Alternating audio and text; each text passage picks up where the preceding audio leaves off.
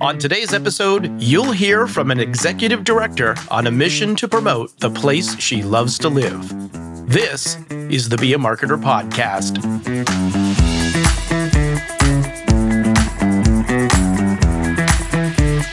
Be a Marketer. My name is Dave Charest, Director of Small Business Success at Constant Contact, and I help small business owners like you make sense of online marketing. And on this podcast, we'll explore what it really takes to market your business, even if marketing's not your thing. No jargon, no hype, just real stories to inspire you and practical advice you can act on. So remember, friend, you can be a marketer. And at Constant Contact, we're here to help. Well, hello, friend, and thanks for joining us for another episode of the Be a Marketer podcast. This can mean only one thing, and one thing only, that Kelsey Carter is here with me. Hello, Kelsey. Hello, Dave. I love that introduction. I should be hyped up every single time like Every that. time. I gotta find new ways to hype you up. It's great. It's one of my favorite things to do. It's one of my favorite things to hear. All right, I've got a question for you, or I should say I have a statement and then I have a question. But we have a few things in common. One of them being we both lived in New York for a while. Mm-hmm. How long were you away for? I was there for 2.5 years in New York, and then I lived in New Jersey for 2. Okay, so a 4-year total away from home. Yeah. I was in New York and all around, right? I'm talking like Brooklyn, New York, and New York City proper, and kind of all around the place. I was there for, I guess, about 15 years. Oh, wow. Before actually coming back to my kind of hometown area. And similar with you, did you find being away and then coming back, I mean, did that make you appreciate your hometown a little bit more? I think it made me appreciate like my family more. I always felt coming back from New York, because it is such a diverse place, and going back to New Hampshire where it's not quite as diverse. Yeah. I felt like I kind of stood out just a little bit more there. So I always felt like there was like a little bit of uncomfort when going back. But I think it's just because too, it's like I lost that familiarity a little bit. And then going to New York where everything is just so different, that it kind of like brought me back to the small world. But I do like having the space. I like having a yard, and I like being closer to my family. I'm a very family-oriented person. So that to me is like the most important. Yeah. Well, that's a huge piece of it too. And I think similarly, right? Like we wanted, more space, and we had young kids at the time. Girls have grown up, and, again, being closer to my side of the family and all of that is definitely a thing. And our guest today is someone who also grew up in an area, right? She went away for about 18 years. She had a startup that she exited, and then she came back with her son to be closer to her family, much like you and I. And she's the type of person that really kind of architects the phases of her life. And she had been doing a lot of consulting with some local organizations. She's got this huge heart for small businesses. And when the role that she's in today opened up, it was like a sign from the universe for her. And she thought, wouldn't it be great if she could promote the place that she loves to live? So, Kelsey, I'm going to go to you. Who's joining us today? Today we have Aljolynn Sperber. She is the Executive Director for Visit Kitsap Peninsula, which is the official tourism organization for the Kitsap Peninsula in Washington State. So they serve as a resource for travelers looking to explore the area, and they offer information on events, lodging, dining, and activities to do. And now this is all to just encourage visitors and support the local community. Yeah, so I mean, not only does she have to attract visitors, but she has to pull in community partners like government officials, chambers, small businesses. She's got to report to her board of directors. And of course, she's been able to pull from the skills that she's learned not only as a founder, but also as a managing director for a marketing agency in Los Angeles during her time away. And one of the things that Aljolynn mentioned in our conversation in regards to her new role was really this dynamic between sustaining what you have, but also being able to innovate. And, it really got me on this path of thinking about innovation. And I would say that, innovation isn't just about introducing something entirely new. It's really also about enhancing something that already exists to make it better, more efficient, more effective. So let's go to Aljolynn as she talks about how she thinks about bringing innovation to her role and more specifically to the Visit Kitsap website. Let's go to Aljolynn. If you visit kitsap.com between June 27th and the end of July, what you'll see is a bit of an outdated website with a lot of great information and content, but it's not adaptable to what people need today. It's not responsive. So you definitely have to zoom in and out to read the things. It's hard to navigate. So the innovation part that we're doing, it may seem small to other people, but to us, it's a big step, is to have a more responsive website, a website where it's easy to navigate, and a website that is clean and has our brand refresh. So we also went through a brand refresh this year. And we really wanted to make sure our new branding represented the area that surrounds us. We're surrounded by water. So why doesn't our branding have more blue in it? And so when the new website goes live, there will be a lot of flow to it because that's so important to where we live. And so that's the first step in having an updated website that's easy to navigate, has updated information and resources. The next step, and that'll be a couple of years, is getting it to a place where we can have personalized itineraries for visitors. It's happening a lot right now with travelers. They use different apps, like I think the app name is Trava or Wander Maps, where those apps are helping people build personalized itineraries. So we want to be able to do the same thing, which is different from a lot of destination marketing organizations. They're not thinking about personalization. They're not thinking about augmented reality or virtual reality. And that's what we're thinking about first, is being able to have personalization as a part of the user experience, because that's what people want as a traveler. And the other part is voice assistance. So if you think about the consumer behavior right now, we're asking, well, I can't say mine, but asking Google or Siri or Alexa, like, hey, bring this up.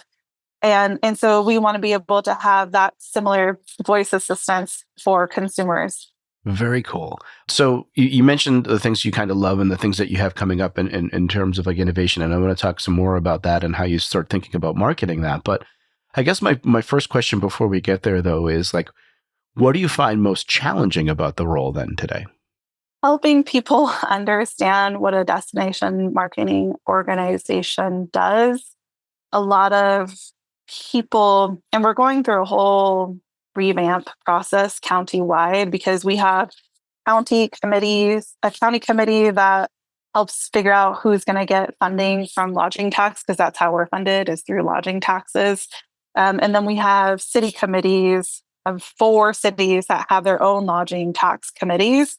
And so what I've learned in the past 10 months that I've been in this role is that there's education needed to help people understand what a destination marketing organization does, what a chamber does, what a downtown association does, and then how do events impact lodging, which types of events impact lodging. So that's the most challenging part, is educating them. Hey, here's what a DMO does. Here's what we're going to do. Here's our line item budget. And a lot of it has to go towards marketing to people that live out of state. However, we have a lot of community events that attract a lot of locals, which is wonderful, but it's not going to attract somebody from New York or LA, but maybe like a parade that's like what they do in Norway would, because people love the parade in Norway because it's their heritage. So people just have to better understand what activities actually drive tourism. Are there any particular projects or initiatives, aside from obviously what you're doing from the website and a brand refresh and all of that type of thing, but are there any things other than that you're doing to help people understand this and that you're excited about? I guess the one that we haven't launched yet, because we're in the process of setting and acquiring influencers or talents, something called a Tails and Trails campaign. We have a lot of trails, water trails and forest trails, and people have a lot of tales, TALES, to share.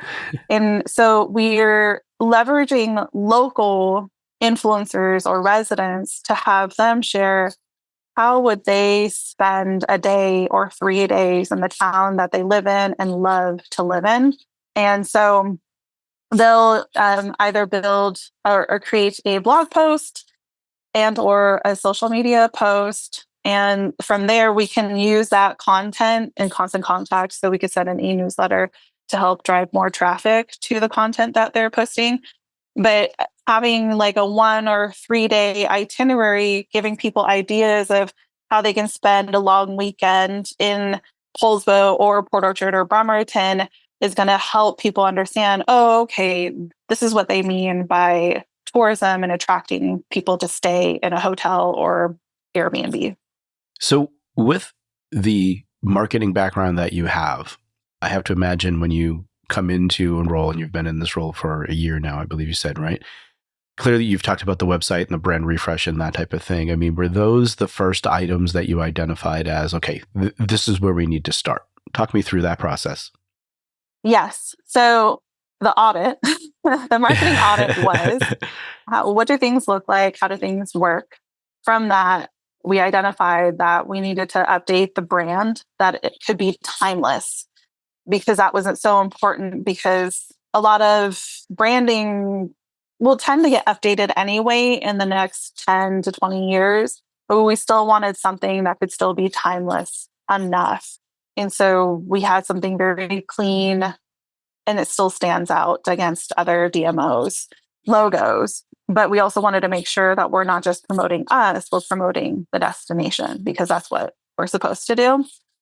Then from there, updating visual assets. So we needed new photos and a new video. So we are about to finish our 30-second video, and the vibe and theme that we want there is to help people understand that they can unwind and disconnect to reconnect with themselves when they come to the Kitsap Peninsula. And that's what a lot of the visual assets that we are building will do too. And so then being able to use the brand refresh, the new visual assets, the new content, apply that to the website, and then show people this new website that is easier to navigate and help people make easier decisions, building an itinerary or figure out where they want to go in Kitsap.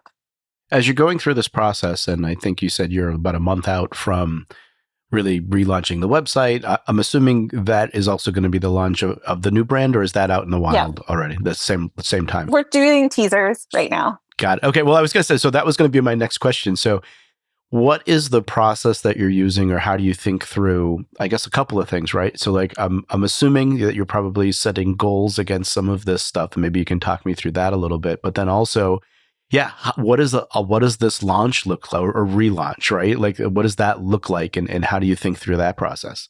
Oh, you're asking such cognitive questions. And they're good questions, but process these questions. So how we will launch essentially is we'll have an initial soft launch for the website, and we'll send an email out to our, close partners. And we'll share, and we'll say, hey, here's our website. And a lot of those partners will be people that will be listed on there. So we can make sure that, one, the images that are on there are what they want, the information is correct. And then also just get them excited about having a new, clean, fresh, easy to navigate place to send people. And then the more grand reveal will be at an in-person reception. We haven't landed on the date yet, but it's either August or September, to really reveal the full process of the evolution, essentially, of, here was this website that had a wonderful information. And then here's this new website that has all this wonderful information in easy and digestible places. From there, just the process of it, we really want to increase the time that people spend on the website. Right now, we did do advertising to have more brand awareness, so destination awareness. Mm-hmm. And from there, we're learning that people are spending less than a minute on the website. So if we can get people to spend longer than a minute on average on the website, that'll be a win for us by the end of the year. Because it's not so much about getting so many sessions, or website visitors, which we get about 20K a month right now. And it would be wonderful to have more than that. But really, we want people to spend more time on it. So then that way we know that they're really showing interest in visiting the Kitsap Peninsula. So what I love about kind of some of this discussion is not knowing that like there's kind of like a before and after here, right? There's like a big reveal as part of this, which is really exciting. So I'm excited to hear you talk about it, and then you can start to like see that come to life when you actually do launch this. So that's very interesting. I'm wondering, when you think of, is there anything else that you're looking at just in terms of, obviously time on site is one of those things. Is there any other things that you're looking to use as like success metrics when you're thinking about this? We're getting traffic from right now. There's a lot of in-state, which is pretty normal because people are coming to Kitsap either because they already know about it or they watched or read something about a restaurant or a museum or some kind of attraction. So, and that tends to be a lot of in-state. And it would be wonderful to see more out of state, maybe like a 3 to 5% bump. I would be happy with that for out of state, especially from California and Texas. We surprisingly get a good amount of website traffic from Texas. And then Idaho, just essentially west of the Rockies. I haven't come up with a plan to attract more East Coast people yet. So that'll probably be a 2025 thing, especially since the 2026 FIFA World Cup. There's a couple games playing in Seattle. So we'll have a stronger idea and plan set in 2025 to help attract more visitors nationally and internationally. So when you think of, you mentioned, of course, people that are kind of in like a 50 plus mile radius in terms of getting more people to visit. Then you mentioned, people unplugging and kind of, that organic beauty, for a lack of a better term to say that. Is there a specific, I guess, the audience that you're going after? Is there a specific tone, a specific type of person? And I guess, what's that overall story that you're trying to tell? The overall story is we want people to feel like they belong when they come here. In our 30-second video, we have the final line or the final word is belonging. And so that is the most important. And so for any visuals that we have, representation matters. And so we've been very intentional about who we have in photographs and videos, because when you go to a place that has pride flags, the LGBTQ plus community will feel like they belong. If you see a shop owner who's Black, the Black American community can feel like they belong too.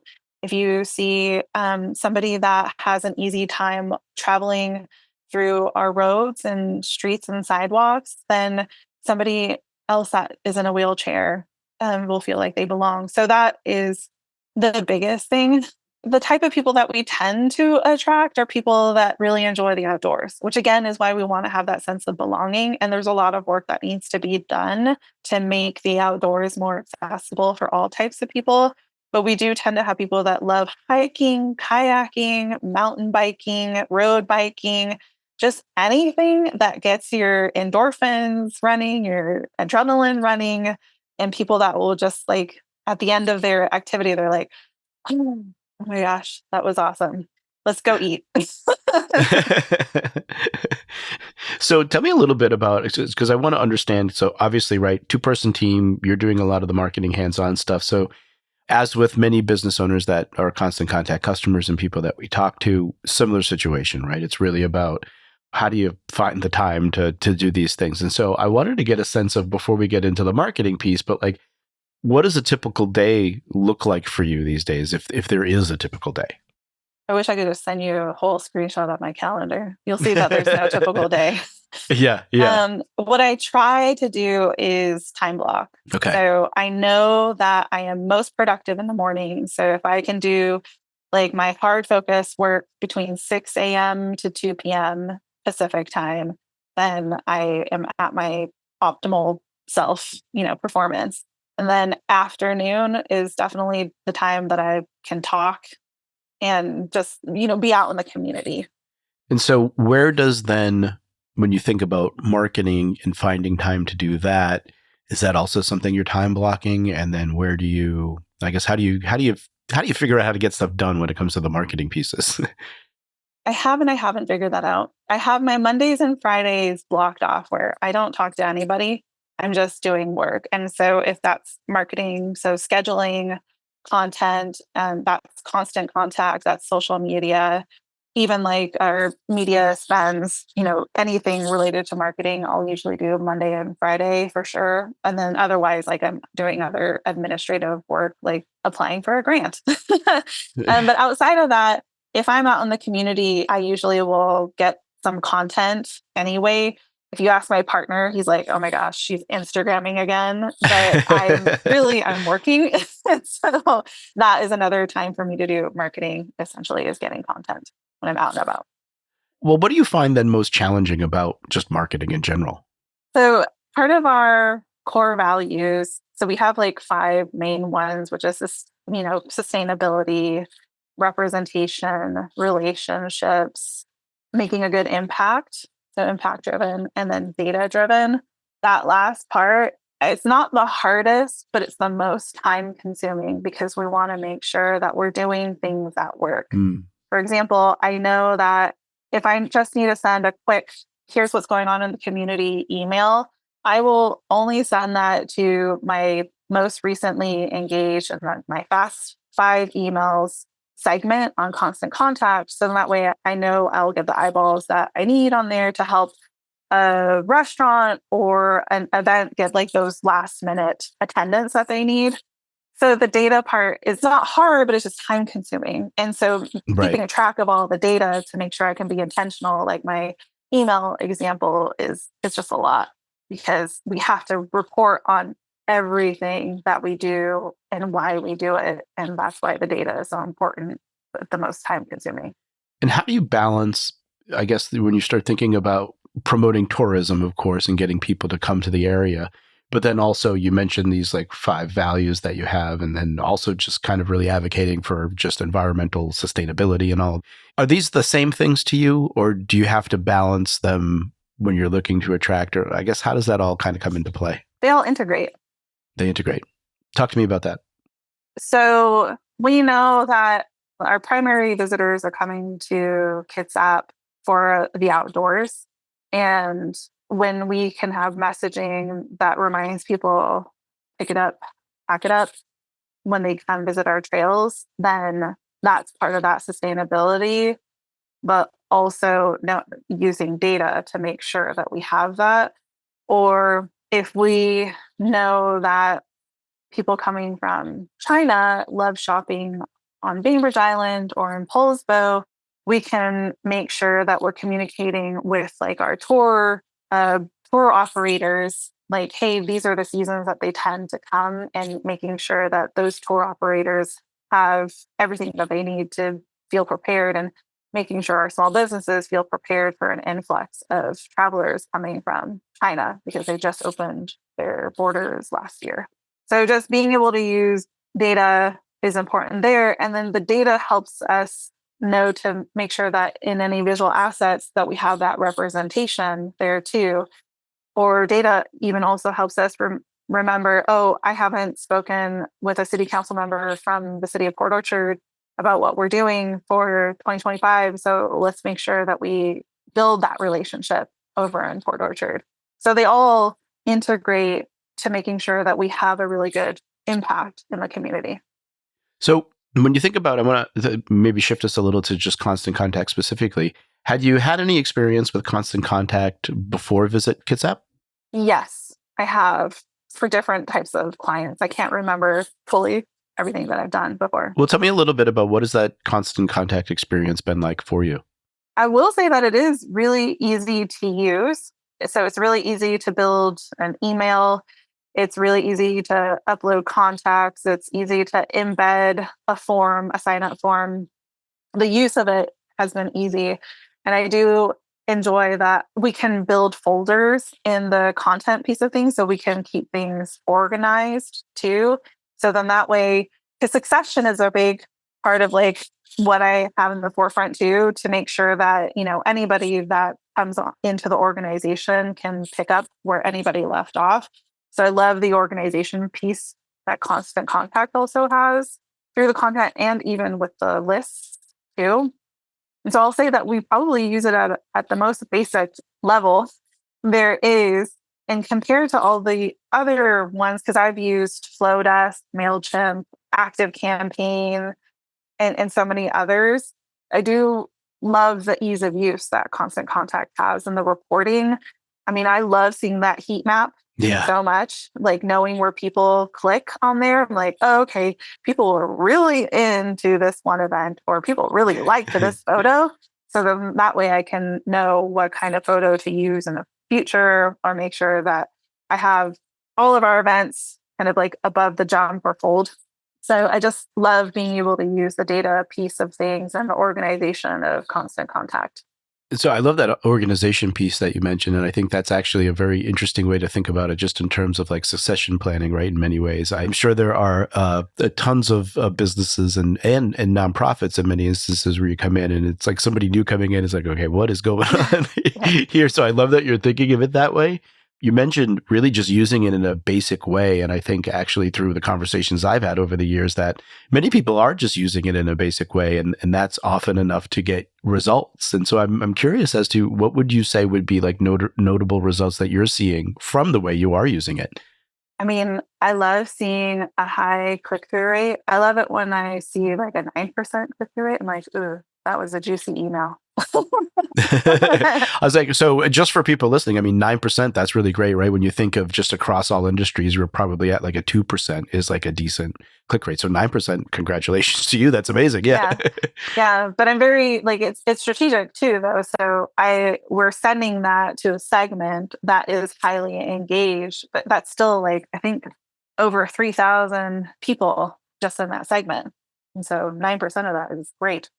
Yeah, well, tell me about that then, right? So I've also often had conversations with people where, so obviously you're taking advantage of the segmentation part where you're looking at who the engaged people are. I've had conversations with people who, you could say, hey, okay, there's an opportunity to send something specific. And so I'd love your thoughts on like why you would do that, because I've also had like, well, why wouldn't I just send it to everybody anyway? Right. And so maybe walk me through the thinking of like, okay, why are you focusing on that most engaged, which I'm glad you're doing, but talk me through what's your thought process on why you would just speak directly to that most engaged audience. We use that segment to ensure that something important is really getting seen. For an example, I think I shared the example a couple minutes ago, was there's an event that somebody needs an extra boost on. And so we know that that segment, the engaged segment, will click on links and they will open it because our open rate for that segment is usually around 60%. And so that's a good amount of people that are opening it. And then having that 9% of the people who opened it is a great amount still. So these folks can have like a couple hundred extra people showing up to their event, like 50 to a couple hundred, depending, because not 100% of that 9% is going to go. But it's still a helpful boost or amplification for that event. Or if there's a big news that needs to be shared too, not with our organization, because I feel like with our organization's news, we'll send it to our entire list, but maybe somebody needs just like a quick boost about an update that they have, then we're happy to use that segment for that. As part of this rebrand that you're talking about, just in terms of updating the website, I have to imagine there's going to be a component that is also thinking about updating what you're doing from an email perspective as well, too, right? Is that flowing in there as well? Yeah, we already uploaded our new logo on there and brand colors. The tone stays the same because our tone is the explorer archetype already. So that archetype invites exploration, adventure. And so our emails were already doing that. So more the look will look different. Yeah, I was going to say, I was actually looking at some of the emails as examples before, talking with you today. And I was like, Yeah, I really like the tone. One of the questions, like, yeah, the tone that you're shooting for, and I'm like, okay, Explorer, that makes sense to me, right? I love the way that you kind of present information in there and the things that people can do. So that's really cool. Is there a consistency to your approach to just how many emails that you do send? Like, what does that look like for you? When I first started, I felt like one had to get sent every week. And so we were doing that, but that wasn't sustainable for me. Mm, So I finally have gone to, or we finally gone to monthly. And so then that way it encompasses looking forward more than like, oh, there's this coming up this weekend. So the monthly emails will have that. And then I just tested our Saturday snacks. And so okay. Yeah. if there's something that is going to be a great event, or we really want to promote something last minute, we'll use that Saturday snack as like bite-sized updates to share with people. In the email that we sent, we put a poll in there and we asked, like, did you find this email helpful? It was a pretty good split, but there were more votes for it was either tasty or stale. Yeah. So there were I more love it. tasties Yeah. than stales. So we're like, okay, we'll keep playing around with this and see what people think. But those will only get sent like Saturday mornings. So a couple of things I want to touch on here because I think you bring up a good point, and having discovered it yourself, right? Where I think oftentimes people will ask about, right? Like what is the frequency with which I should send emails? And I think there's a period in time where when maybe you're in that excitement phase of like, all right, we're going to do this. And I'm like, yeah, to your point, weekly, right? Yeah. And then, so I guess, how long was it before you realized, oh, I can't really sustain doing this weekly? And then did you notice anything when you started to move to monthly, just either for your own sanity, just in terms of getting that work done, or just even the results? So there's a lot of parts to that question. I apologize, No, but it's fine. but I guess like, yeah, I think either March or April is when I really realized that doing weekly was unsustainable because I was behind. I was getting behind. yeah. And then May was, I think I still sent two in May. So this month in June was like the first one. And so I'll still need to gather some learning on that. However, I do see that people still just really love clicking on events and, yeah, all of the events that are coming up, or like a really great picture in the beginning. So I think those are the main things that I've learned so far with the monthly, is that people really still like the events and people really love having a good photo at the top to click on. So you mentioned some of the polls and like survey things that you're doing. Just to one ask about just the content, and people find that interesting, and I'm excited that you're seeing some engagement with that. And I think these are all important things to see, those click-throughs, those opens, and all of that stuff, because it helps you at the end of the day, just in terms of just as a sender, right? And making sure your emails are getting through the people that are kind of gatekeeping, right? Depending on who's using what in terms of an email platform. But you're also doing, you do some like trivia related things. And so I'm just wondering, like, what type of, like, those are all like kind of fun things. Like, what type of engagement are you getting on that stuff? Pretty good. I don't have a percentage on, Yeah. but I love when I see like more than 30 or 50 people clicking on those. I know when I was asking where people were coming from, there was a high response rate on that because people wanted to share that. And it would help us figure out, okay, what content do we really need to be including? It also helped me learn, okay, we Mm. really need to grow this list, but I wanted to wait to grow the list until we have a new website. Yeah. But yeah, so I don't have a response rate on those, but I do know that there's usually like 20 to 50 or more people that will respond to them. And I love seeing those answers.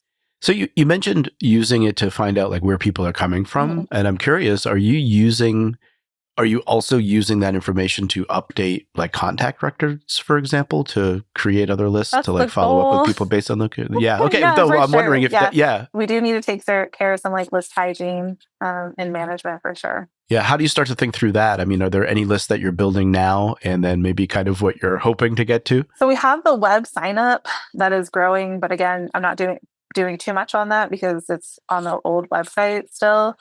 outside of that, the lists that were on there were there before me, but they need to actually be updated so that they're more accurate, because it seems like these lists have the same context on there. So that's why we have a lot of list hygiene that we need to take care of. Got it. When you start thinking about, or maybe you're not doing it now because you're kind of waiting for the relaunch of the website, but what information are you collecting when people are signing up? Or do you plan to collect? Outside of the standard name and email, it's their zip code. Okay. Got it. Do you have any plans or not in place yet, but that what you're thinking of doing in order to make sure that you are collecting more contacts? And is it beyond just the website? Yes. When the website is done and we're ready to have our campaigns launched, we'll have a landing page. And that landing page will be more about, here's some places to stay, some places to check out.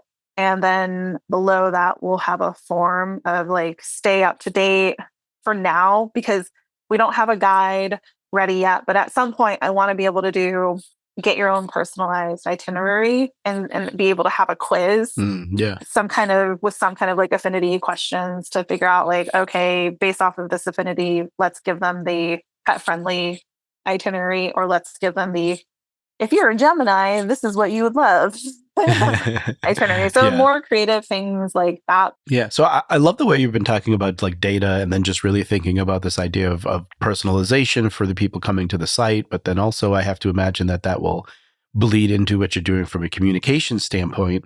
So I think a lot of times, we talk about personalization, and it's, things like, of course, like, using somebody's name or maybe something that we know about them. But I also think it comes into play when you start thinking about just like relevance and timeliness of information.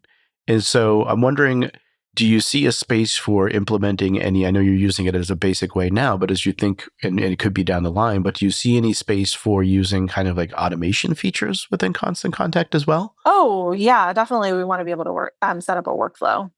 Once we know what the affinity survey we would want to set up. And so then we'll be able to set up those workflows like, here's your itinerary, pet lovers, here's your itinerary, zodiac lovers, or stuff like that. I love that.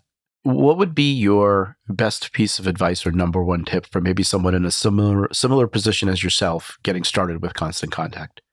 So if they are taking over for somebody, audit, do a deep dive, don't get too excited or like too ambitious about having to do all the things and do weekly emails.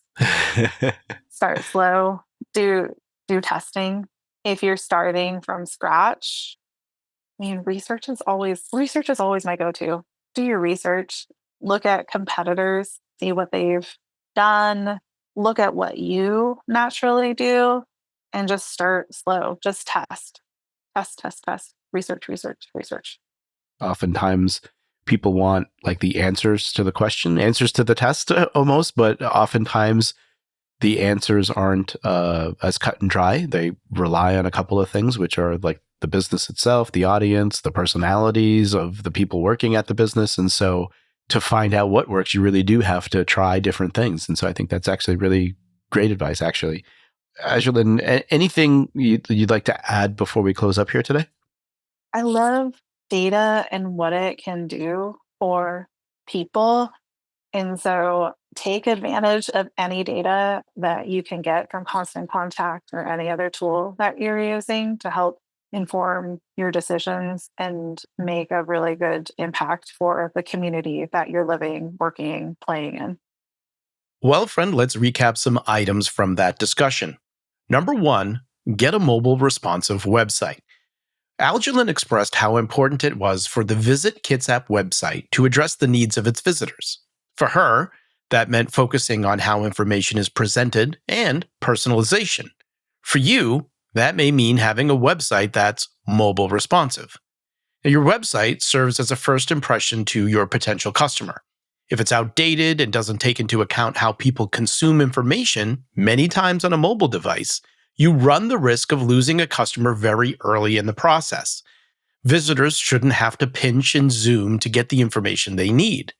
Mobile responsiveness, which means the website adapts based on the device accessing it, is a must-have in today's smartphone world. So if you're relying on your website to drive business, this should be a top priority. Number 2, get clear on your goals. When you're clear on your goals, the things that really matter also become more clear. You better understand where to spend your time and what you're trying to achieve. Aljolynn spoke about getting people to spend more than a minute on the Visit Kitsap website. In addition, she's also looking at where the traffic is coming from. Since it's a destination, she's looking to increase out-of-state traffic. Now, with these goals in mind, she can focus on how to bring the right people to the Visit Kitsap website and better serve them when they get there. The clearer you are with your goals, the easier it becomes to make impactful decisions. And number 3, engage your audience with polls and surveys. Aljolynn regularly asks her subscribers to engage with her email content in the form of polls and surveys. This is not only a great way to learn more about them, but it also sends more positive signals to the email hosts like Gmail and Yahoo. That means that your emails are more likely to end up in the inbox versus the spam folder. Now, that's a good thing, of course. So you may consider working a poll or survey from time to time to not only increase engagement, but also your deliverability. So here's your action item for today. Create a poll or survey, then send them to your most engaged subscribers. Now, this is a bit of a 2-part action item for you today. Not only can you use your Constant Contact account to create a poll or survey, but you can also use the segments feature to send only to those that are most engaged with your email content. So you get the best possible response. And you guessed it, I'll include some links and resources in the show notes. I hope you enjoyed this episode of the Be a Marketer podcast. Please take a moment to leave us a review. Just go to ratethispodcast.com/BAM. Your honest feedback will help other small business marketers like yourself find the show. That's ratethispodcast.com/BAM. Well, friend, I hope you enjoy the rest of your day and continued success to you and your business.